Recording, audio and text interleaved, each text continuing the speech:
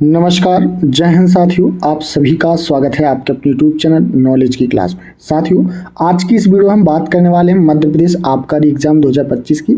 और मध्य प्रदेश आबकारी एग्जाम के लिए हमने साइंस के टॉप 50 महत्वपूर्ण प्रश्नों को आज की इस वीडियो में डिस्कस करने वाले हैं। और ये हमारा साइंस का ये पार्ट दूसरा है। पहला पार्ट हम अपलोड कर चुके हैं, आपने नहीं देखा है तो जरूर देखिएगा। उसकी जो लिंक है वो डिस्क्रिप्शन में जरूर दे देंगे, तो जरूर देख लेना। तो चलिए शुरुआत करते हैं। और चैनल पर नए हैं तो चैनल को जरूर सब्सक्राइब कर लें। आज का जो पहला प्रश्न है हमारा, कृत्रिम उर्वरक में सामान्य रूप से नाइट्रोजन, फास्फोरस और एक तीसरा तत्व कौन सा होता है? आपके ऑप्शन है सोडियम, कैल्शियम, ऑप्शन सी है पोटेशियम, ऑप्शन डी है बेरियम। तो इसका राइट आंसर हो जाएगा ऑप्शन सी, पोटेशियम। कृत्रिम उर्वरक में सामान्य रूप से नाइट्रोजन, फास्फोरस और जो तीसरा तत्व होता है वो होता है पोटेशियम। ऑप्शन सी क्या होगा करेक्ट आंसर। चलिए दूसरा प्रश्न है, एक दूसरे के अंदर चिपके हुए दो मंगों को ठंडे पानी के उपयोग से आप कैसे अलग करेंगे? ठीक है, आपके ऑप्शन है बाहरी मग्गे पर ठंडा पानी डालकर, ऑप्शन बी है अंदर के मंगे में ठंडा पानी डालकर, ऑप्शन सी दोनों मंगों को ठंडे पानी में रखकर, ऑप्शन डी है ठंडे पानी के उपयोग से हम उन्हें अलग नहीं कर सकते। तो इसका राइट आंसर हो जाएगा ऑप्शन बी, अंदर के मंगे में ठंडा पानी डालकर। ऑप्शन बी क्या होगा करेक्ट आंसर। साथियों, इसी प्रकार के आपके एग्जाम में प्रश्न जरूर पूछे जाएंगे, है ना। बहुत ही महत्वपूर्ण साइंस के प्रश्न लिए हैं विज्ञान के। यह किसने सर्वप्रथम प्रतिपादित किया कि सूर्य हमारे सौरमंडल का केंद्र है और पृथ्वी उसकी परिक्रमा करती है? इंपोर्टेंट प्रश्न है। तो ये किया था किसने? कोपरनिकस ने। ऑप्शन डी क्या होगा right answer? Copernicus. Option D क्या होगा करेक्ट आंसर। चलिए, महासागरों में ज्वार भाटा की उत्पत्ति के क्या कारण है? ऑप्शन ए है सूर्य के प्रभाव से, ऑप्शन बी पृथ्वी के घूर्णन गति से, ऑप्शन सी सूर्य और चंद्रमा के संयुक्त प्रभाव से, ऑप्शन डी है गुरुत्वाकर्षण, अभिकेंद्रीय बल तथा अपकेंद्रीय बल से। तो इसका राइट आंसर हो जाएगा ऑप्शन सी। ऑप्शन सी क्या होगा करेक्ट आंसर? सूर्य और चंद्रमा के संयुक्त प्रभाव से। ऑप्शन सी क्या होगा राइट आंसर। गांव में एक बड़े पात्र में दही को बिलोकर मक्खन निकाला जाता है। इसमें भौतिकी के किस सिद्धांत का उपयोग किया जाता है? विसरण, ऑप्शन बी निस्तारण, ऑप्शन सी अपकेंद्रण, ऑप्शन डी है आपोहन। तो इसका राइट आंसर हो जाएगा क्वेश्चन नंबर 5 का ऑप्शन सी, अपकेंद्रण। ऑप्शन सी क्या होगा करेक्ट आंसर। जेट इंजन किस सिद्धांत पर कार्य करता है? ठीक है, बताना है जेट इंजन किस सिद्धांत पर कार्य करता है। आप लोग कमेंट बॉक्स में कमेंट करके ये जरूर बताएं कि 50 में से आपके कितने क्वेश्चन के आंसर सही रहे। क्वेश्चन नंबर 6 का राइट आंसर हो जाएगा ऑप्शन सी, रैखिक संवेग संरक्षण। जेट इंजन किस सिद्धांत पर कार्य करता है? तो रैखिक संवेग संरक्षण पर करता है। ऑप्शन सी क्या होगा बिल्कुल करेक्ट आंसर। चलिए नेक्स्ट क्वेश्चन है, यदि पृथ्वी का गुरुत्वीय बल अचानक लुप्त हो जाए तो निम्न में से सही कथन होगा। आपके ऑप्शन है वस्तु का भार शून्य हो जाएगा परंतु द्रव्यमान वही रहेगा, ऑप्शन बी है वस्तु का द्रव्यमान शून्य हो जाएगा परंतु भार वही रहेगा। ठीक है, तो इसका राइट आंसर हो जाएगा ऑप्शन ए, वस्तु का भार शून्य हो जाएगा परंतु द्रव्यमान कैसा रहेगा वही रहेगा। तो ऑप्शन ए क्या होगा करेक्ट आंसर। अगला प्रश्न है, ग्रहों की गति के नियम किसने प्रतिपादित किए थे? तो इसका राइट आंसर हो जाएगा ऑप्शन बी, केपलर ने। ऑप्शन बी क्या होगा करेक्ट आंसर, केपलर। चलिए, सूची 1 और सूची 2 की तुलना करके नीचे दिए गए कूट के अनुसार सम्मिलित कीजिए। पहला है मैनोमीटर, बी है फेदोमीटर, सी क्रोमीटर और डी है डेसीमीटर।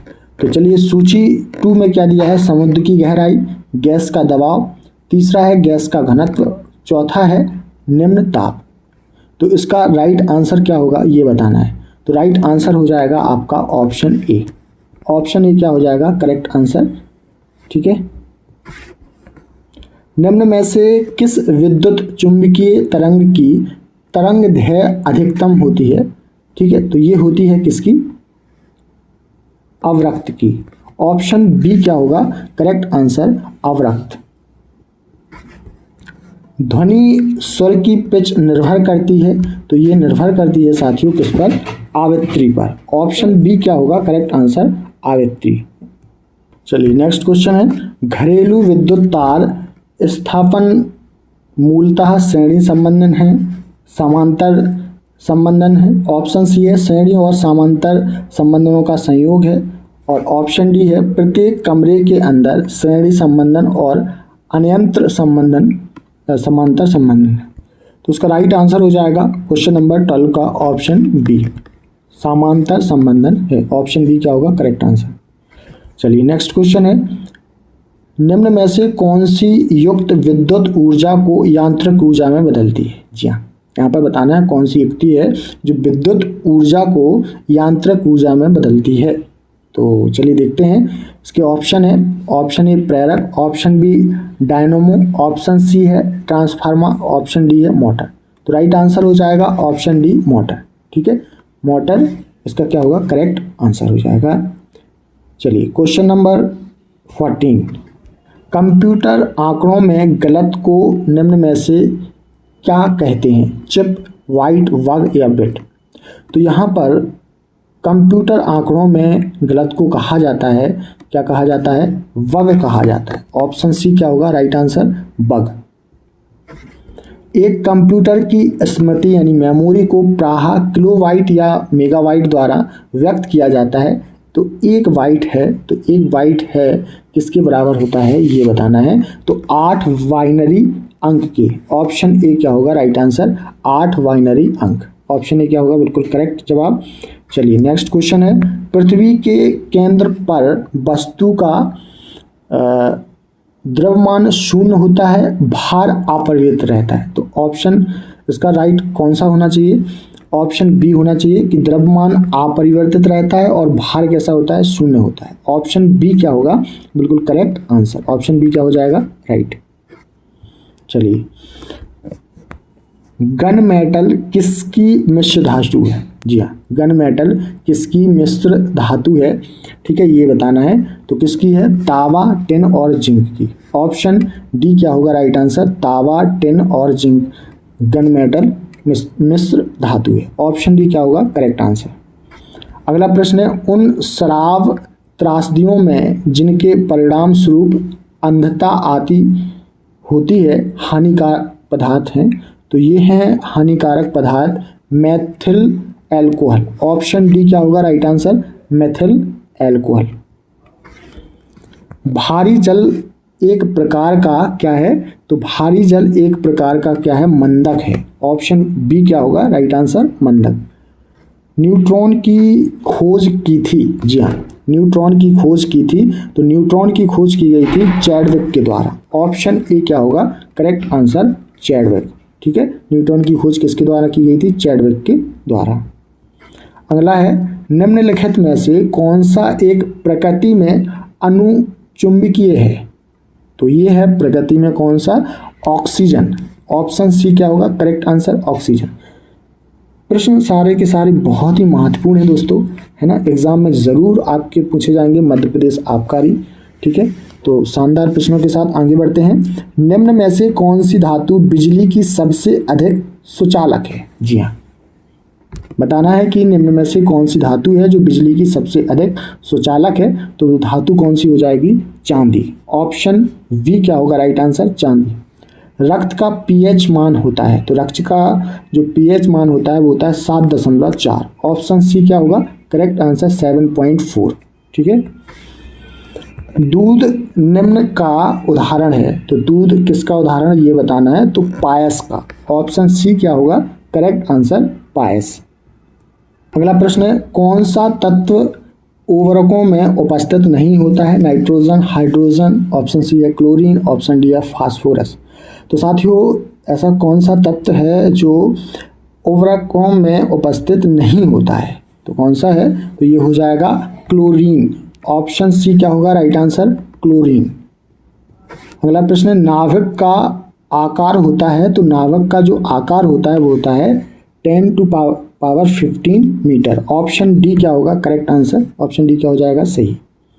अगला प्रश्न है क्वेश्चन नंबर 27, अम्लीय विलयन में डुबोए जाने पर नीले लिटमस पेपर का रंग हो जाता है, तो कैसा हो जाता है नीले लिटमस पेपर का रंग?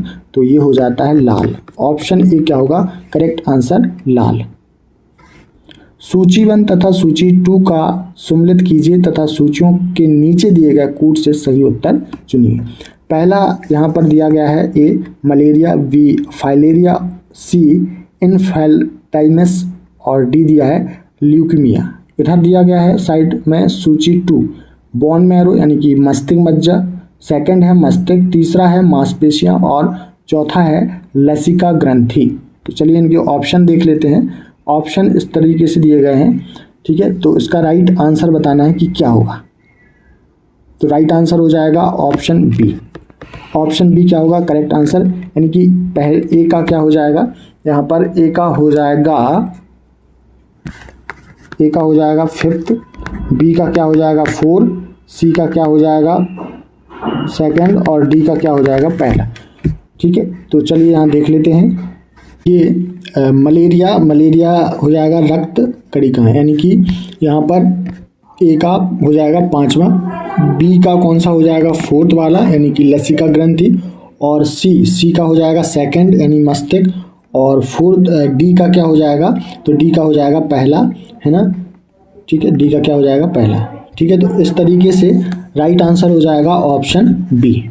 चलिए क्वेश्चन नंबर 29, अल्जाइमर रोग में मानव शरीर का कौन सा अंग प्रभावित होता है? ठीक है, इंपोर्टेंट प्रश्न है। तो इसमें होता है मस्तिष्क। ऑप्शन बी क्या होगा करेक्ट आंसर? मस्तिष्क, है ना। अल्जाइमर रोग में मानव शरीर का कौन सा अंग प्रभावित होता है? तो ये होता है मस्तिष्क। ऑप्शन बी क्या होगा करेक्ट आंसर? शरीर में ऊतकों का निर्माण होता है, तो शरीर में जो ऊतकों का निर्माण होता है वो होता है प्रोटीन से। ऑप्शन सी क्या होगा करेक्ट आंसर? प्रोटीन। लार यानी कि स्लाइवा किसके पाचन में सहायक है? तो ये है किसके? स्टार्च। ऑप्शन ए क्या होगा correct answer? Starch. Next question है, मानव भ्रूण का हृदय कब स्पंदन करने लगता है? तो ये करने लगता है अपने परिवर्धन के 4th सप्ताह में। ऑप्शन सी क्या होगा करेक्ट आंसर? ऑप्शन सी क्या होगा राइट आंसर? चलिए, प्रकाश संश्लेषण की क्रिया के लिए क्लोरोफिल आवश्यक है, दूसरा है जल एवं सूर्य का प्रकाश आवश्यक है, तीसरा है ऑक्सीजन आवश्यक है। तो इसका राइट आंसर हो जाएगा ऑप्शन सी, यानी कि पहला और दूसरा पॉइंट कैसा हो जाएगा? सही हो जाएगा प्रकाश संश्लेषण की क्रिया के लिए। ऑप्शन सी क्या होगा करेक्ट आंसर? चलिए, हमारी जीभ का वह भाग जो मीठा स्वाद बताता है, तो हमारी जीभ का वह भाग कौन सा है जो मीठा यानी कि स्वीट टेस्ट बताता है? तो ये बताता है अग्रभाग यानी कि आगे का। ऑप्शन बी क्या होगा करेक्ट आंसर? अग्रभाग। नेक्स्ट क्वेश्चन है, 5वें वर्ग के निम्नलिखित तत्वों में से कौन सा सर्वाधिक क्षारीय ऑक्साइड बनाता है? तो ये बनाता है कौन सा? Vi। ऑप्शन डी क्या होगा करेक्ट आंसर? Vi। निम्नलिखित में से कौन सा यौगिक है? तो कौन सा यौगिक है ये बताना है। तो कौन सा है? संगमरमर। ऑप्शन ए क्या होगा राइट आंसर? संगमरमर। ऑप्शन ए क्या होगा करेक्ट आंसर? चलिए क्वेश्चन नंबर 37, सूची 1 को सूची 2 से सम्मिलित कीजिए और इनके नीचे दिए गए कूटों को सही उत्तर का चयन करना है। तो चलिए यहाँ पर देख लेते हैं। सूची 1 में चांदी, सोना, पारा और यहाँ पर सीसा दिया गया है। सूची 2 में यहाँ पर दिए गया है, तो इसका राइट आंसर बताना है कि राइट आंसर क्या होगा क्वेश्चन नंबर 37 का। तो 37 का राइट आंसर होगा, ठीक है, ऑप्शन बी। ऑप्शन बी क्या होगा करेक्ट आंसर? यहाँ पर जो चांदी है, चांदी को Ag और सोना को Au, पारा को Hg और सीसा इसको Pv। ठीक है, तो इस तरीके से ऑप्शन बी क्या होगा करेक्ट आंसर। बढ़ते हैं नेक्स्ट क्वेश्चन की तरफ। मानव समूह संबंधित है, तो मानव समूह जो संबंधित है वो है किससे? तो इसका राइट आंसर जान लेते हैं। सारे ऑप्शन यहाँ पर शो नहीं हो रहे हैं, तो ऑप्शन इसका डी क्या होगा, करेक्ट हो जाएगा। यह फाइलम कॉर्डेटा के अंतर्गत क्लास मैमोलिया से, ऑप्शन डी क्या होगा राइट आंसर। निम्नलिखित में से कौन सी बीमारी मच्छरों द्वारा नहीं फैलती है? डेंगू ज्वर है ना, फाइलेरियस, द्रालु ब्रादी, मलेरिया। तो यहाँ पर बताना है कि कौन सी बीमारी है जो मच्छरों द्वारा नहीं फैलती है, तो वो नहीं फैलती है निद्रालु ब्रादी, यानी कि स्लीपिंग सिकनेस। ऑप्शन सी क्या होगा करेक्ट आंसर, ऑप्शन सी क्या हो जाएगा राइट। चलिए, जब कोई वस्तु पूरी तरह पानी में डुबो दी जाती है तो उसके भार में 1/5 भाग की कमी हो जाती है, वस्तु का घनत्व क्या है? तो यहाँ पर हमें वस्तु का क्या बताना है, डेंसिटी बतानी है, घनत्व बताना है, क्या होगा? तो उसका राइट आंसर हो जाएगा ऑप्शन बी 5। कितना हो जाएगा 5। नेक्स्ट क्वेश्चन है, बैंगनी रंग के प्रकाश की तरंग लंबाई है तो कितनी है?